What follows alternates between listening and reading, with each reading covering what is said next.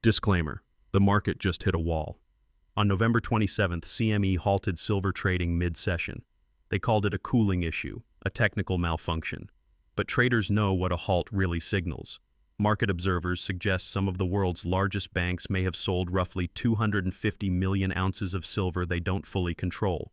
And now someone appears to be asking for delivery. Over the next 11 minutes, I'm going to explain why Bank of America's $65 projection might not just be conservative, it might be dangerously understated, and what happens when one of the world's most essential industrial metals simply isn't available.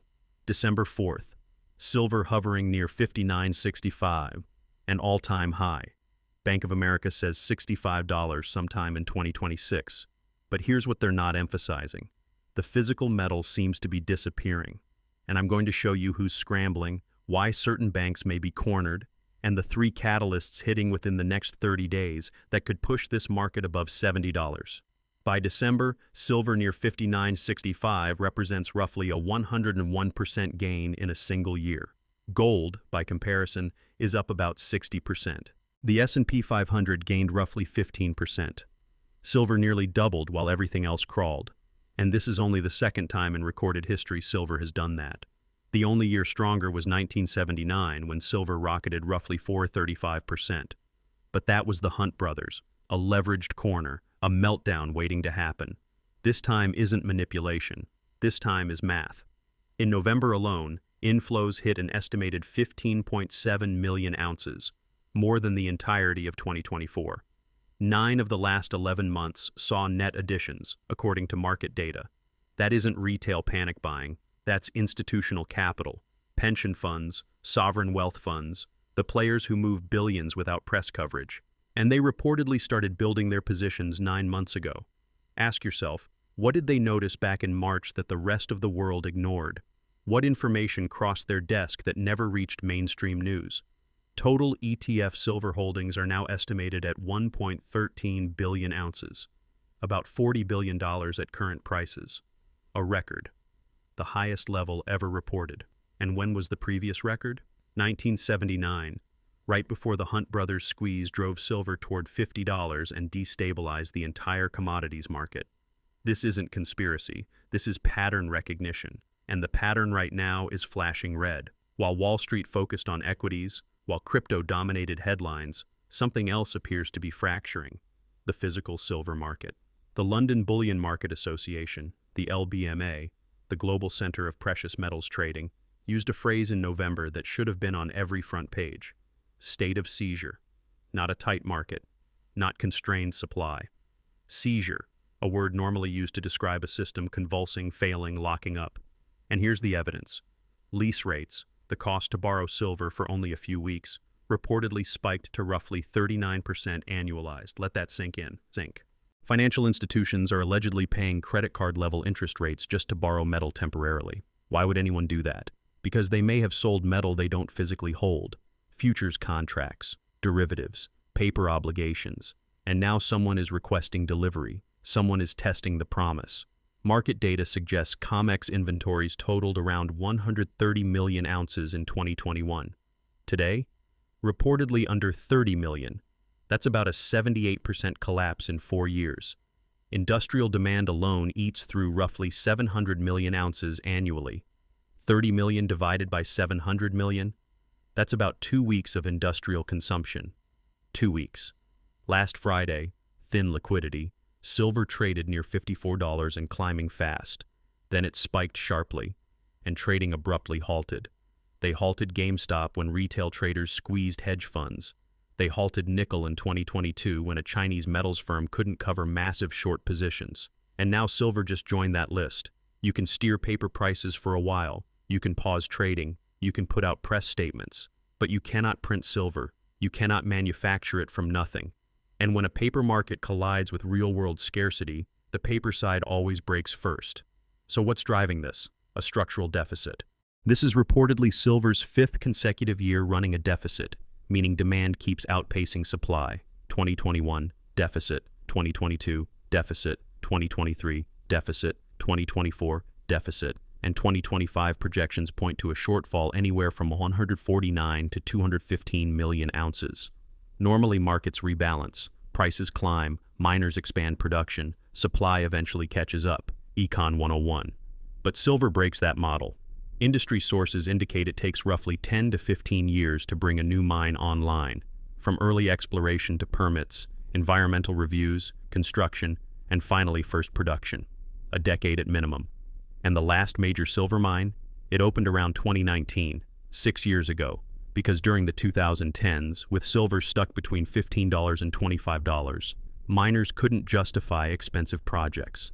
Banks wouldn't finance them. Plans were shelved. And now, even with silver near $60, most of those shelved projects are still estimated to be 8 to 10 years out. Environmental reviews don't speed up because the price jumped. Community pushback doesn't vanish. Government bureaucracy doesn't suddenly accelerate, which means supply is effectively frozen until at least 2032. Meanwhile, demand keeps climbing every single year. Solar installations are doubling, EV production is tripling, AI infrastructure is exploding. And here's the critical point. This demand isn't optional, it's mandated. The US Inflation Reduction Act requires massive solar expansion. The EU's Green Deal sets enforceable renewable targets. China is reportedly installing solar faster than the rest of the world combined. These aren't suggestions. They're legal requirements backed by subsidies, tax credits, and penalties for missing targets. Which means solar manufacturers must buy silver, regardless of the price. If they don't, they break contracts, lose subsidies, and open themselves to lawsuits. Demand is locked in, contractual, legally enforced, and supply appears to be disappearing. Now add another variable, the Federal Reserve. Next week they meet. Markets are pricing in roughly an 89% probability of a quarter-point cut. Why does that matter for silver? Because precious metals historically move inverse to real interest rates. When rates fall, the dollar tends to weaken.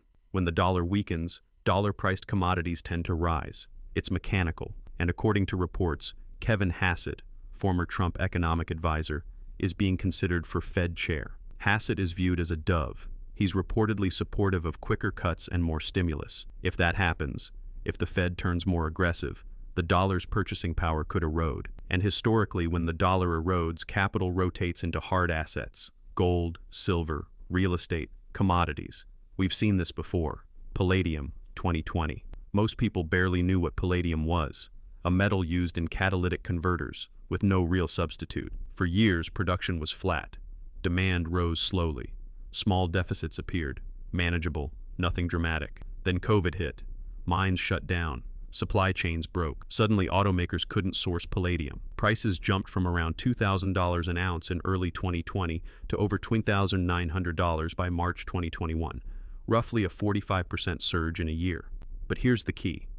Even after mines reopened, even after restrictions eased, prices didn't retreat. Because once industrial buyers realize the supply chain isn't reliable, they overbuy, they stockpile, they lock in multi-year contracts at whatever price ensures availability. The shortage becomes self-fulfilling. Palladium never returned to $2,000. Palladium eventually stabilized around $2,400 to $2,600, a permanent repricing.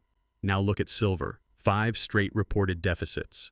Solar alone consuming an estimated 350 million ounces. EVs, AI infrastructure, military tech, all requiring silver with virtually no substitutes. Same pattern as palladium, except the silver market is 10 times larger, and the stakes are exponentially higher. Which brings us back to Bank of America.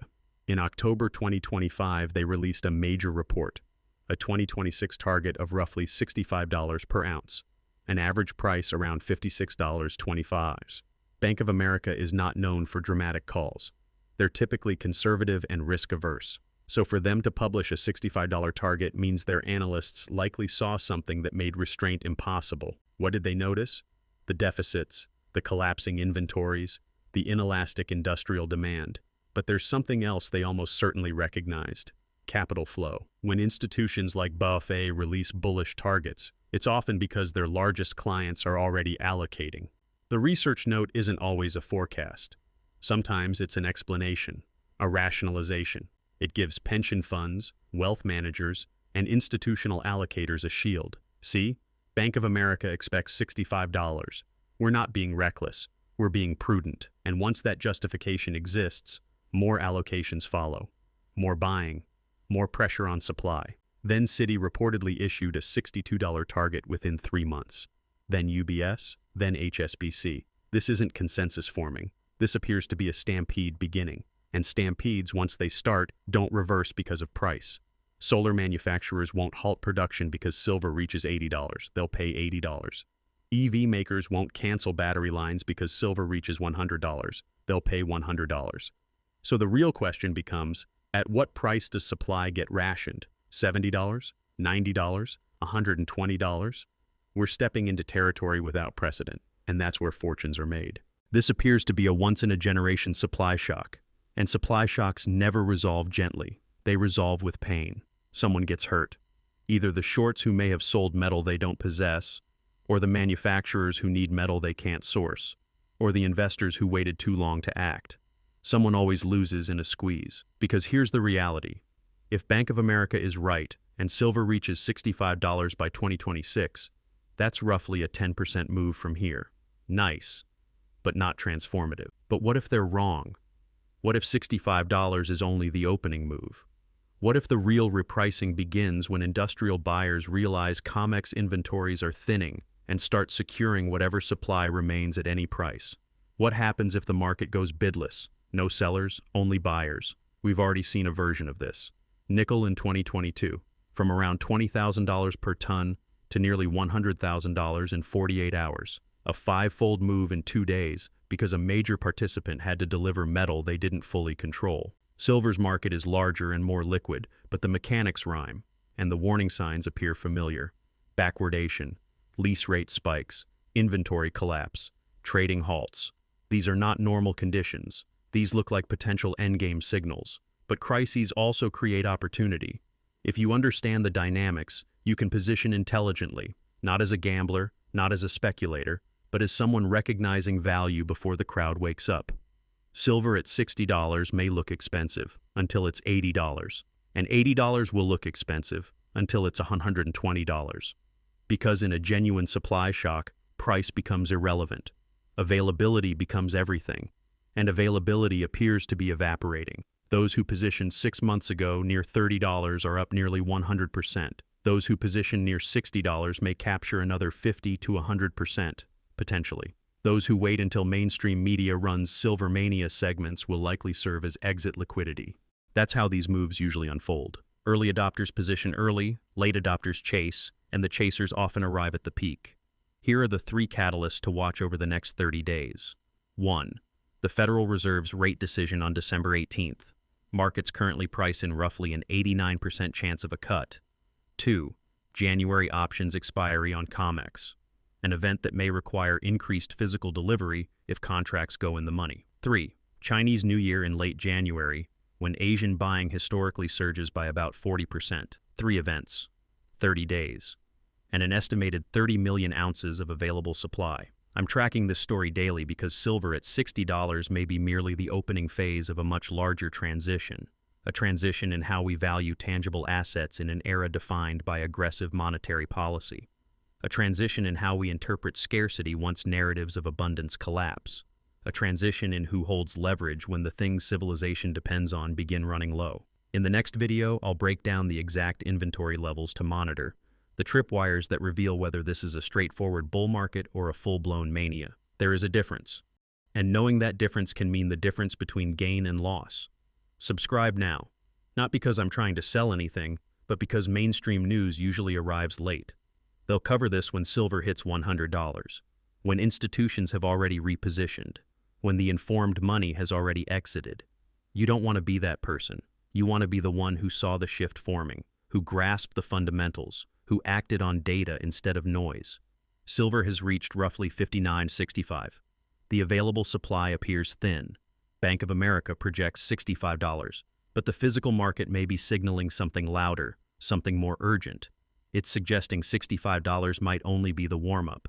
And if you're paying attention, reading the signals, following the flows, you already have an idea of what could come next. See you in the next one.